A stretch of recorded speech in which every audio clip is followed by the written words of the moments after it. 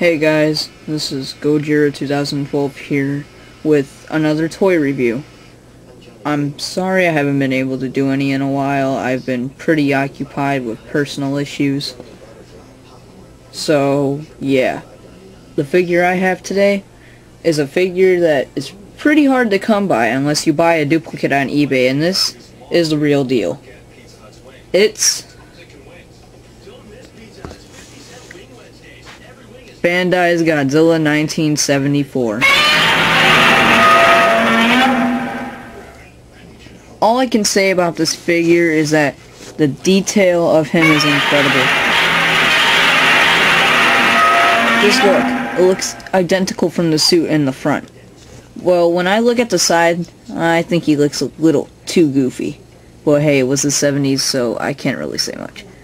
The spines, or dorsal fins, whatever the hell you want to call them, they look fantastic. In the actual movie, the one dorsal fin was crooked, and they actually got that right. See? Crooked, not straight.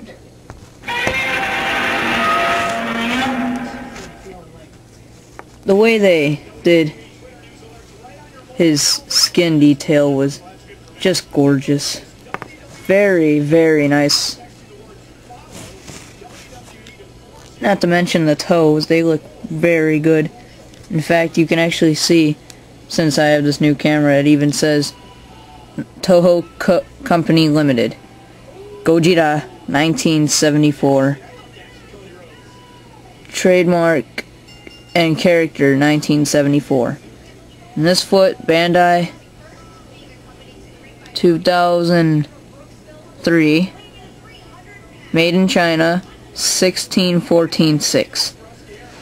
And also, how can I forget the tail? Although the tail, the paint job does look a little like sprayed on, but that's cool with me. He's still a fantastic figure. So anyway, I might as well do size comparisons with him. For starters, how about one of his main enemies in the movie, Bandai Creation Mechagodzilla 1974.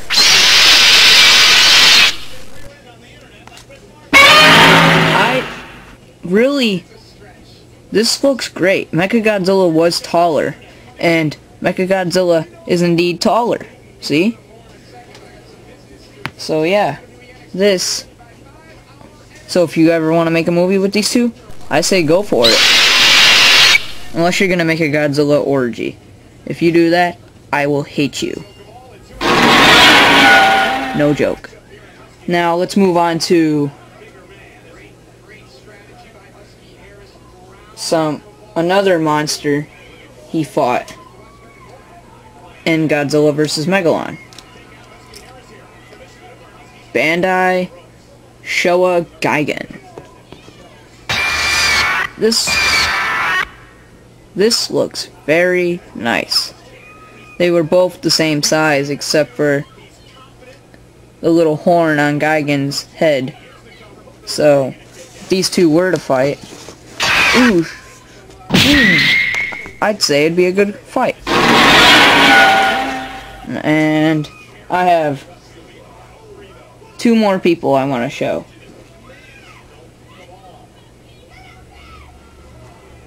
Once again, Bandai Ultraman.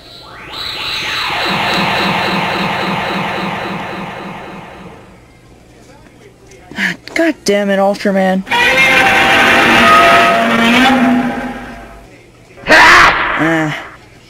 I think Godzilla should be the same size as Ultraman.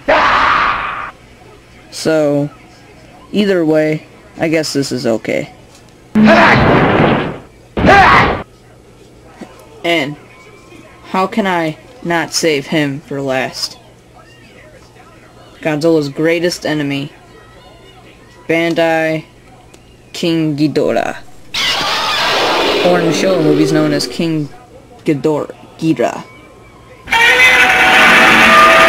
Yeah, well, in the Showa movies, King Ghidorah didn't tower Godzilla that much.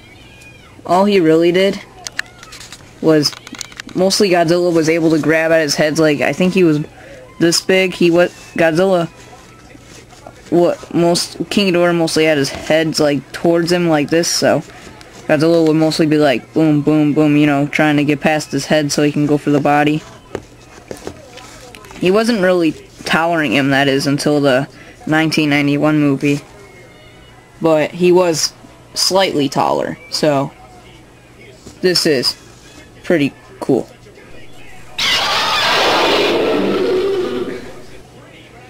So anyway, if you're thinking of... Oh yeah, that's right, articulation. It's been a while, my bad guys. Basic articulation. The arms can rotate 360, but his sides get in the way, so you have to like force it through. I'm not gonna... And the legs, of course, can rotate 360.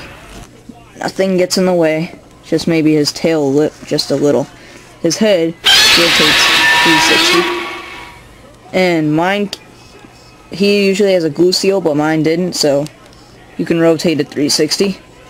But it's not really meant to rotate 360, so if it falls off, then it's easy to get put back on anyway, so. I know how a lot of people have basically Jet Jaguar, Gigan, and Megalon. Like, for example, Nick Jones, Ultraman Chronos, and a few other people. Well, that's good for you, but I have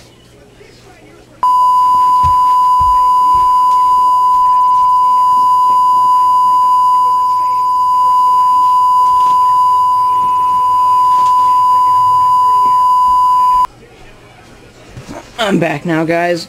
I have the set for Godzilla vs. Mechagodzilla.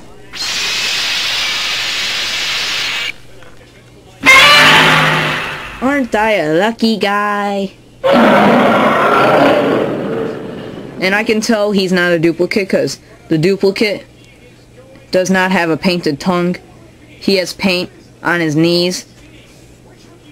He has like darker paint, like not darker but lighter, like that, like that.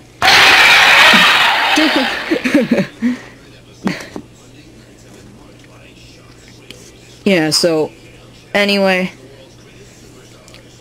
I would recommend getting this figure. If you're a huge Godzilla fan of the 70s, then I say go for it.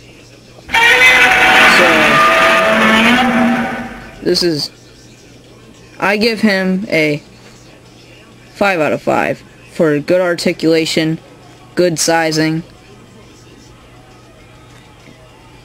good detail, and I forgot to mention the paint job is pretty nice.